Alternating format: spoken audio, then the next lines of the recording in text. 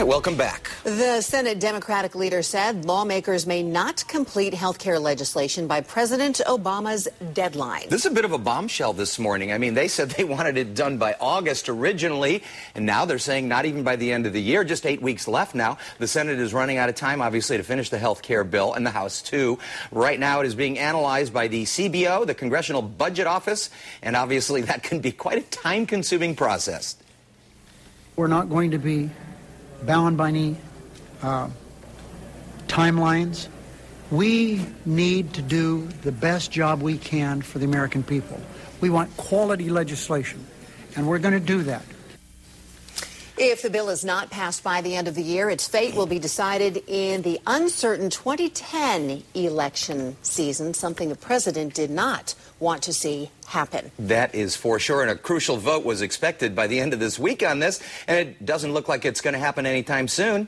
Congressman Brian Bilbray is on the line with us this morning to tell us what's going on in Washington and getting reaction to the health care bill and also the big elections yesterday. Good morning, Brian.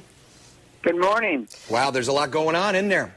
Well, I think it's nice to hear, our old buddy from Nevada, Las Vegas, Harry Reid, say, look, we've got to get this right. This rush. It's sort of interesting watching Washington the last few months. The more hurried they get, the farther behind they get. And it's really a story of settle down, do it right. If you do it right the first time and do your homework, you can get something done. But right now it seems like they're so pushed to get everything done before the public wakes up or somebody gets out upset. Well, the fact is they get more upset because they're trying to rush it and get things done without letting people know what's going on. Yeah, 1,900 pages, and there seems to be a real sense of desperation to get this pushed through. I mean, is there a possibility that it won't happen? Well, I think I think Pelosi's going to try to push her package through, and you're right, Sandra. It's 1,990 pages. A price tag of $1,200 billion that the nonpartisan Congressional Budget Office has evaluated. So there's sticker shock going around, and anybody who doesn't get sticker shock over another $1 trillion proposal coming out in just the last few months, seems like every time there's an issue they want somebody for us to vote on, they tagged on another $1 trillion, and this is way over even what the president proposed back a few months ago. Yeah, that's real money. $1.2 trillion. That's real money by anybody's category, even you guys who throw that money out there.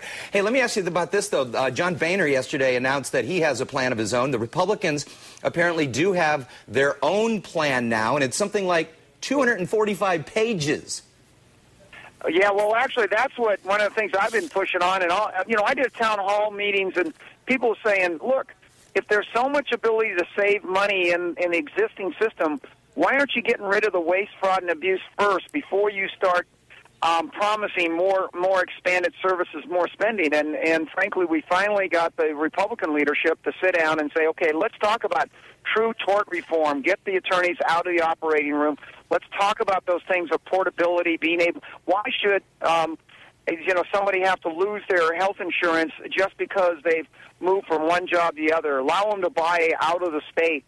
Pre-existing conditions. All of these things are something we can work on, and that's what they're putting together. I was in a meeting yesterday, one of the few meetings I'm allowed to get into nowadays, that actually we sat down and talked about how we can reduce the price of health care to everybody, not just talk about this 47 million, but everybody, all 300 million Americans who need health care. Well, we have to ask you about the elections yesterday. Independents who supported the president in 2008 must have Democrats worried this morning with the election of two Republican governors. And what a day in Virginia.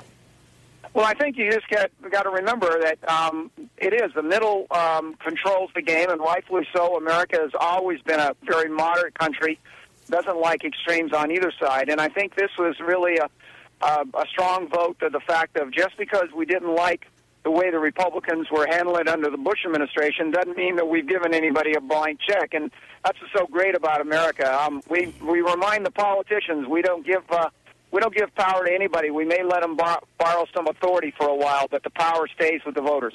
That's certainly a good approach, Congressman Brian Bilbray, joining us this morning from Washington. Always good to talk to you. We'll see you later. Enjoy.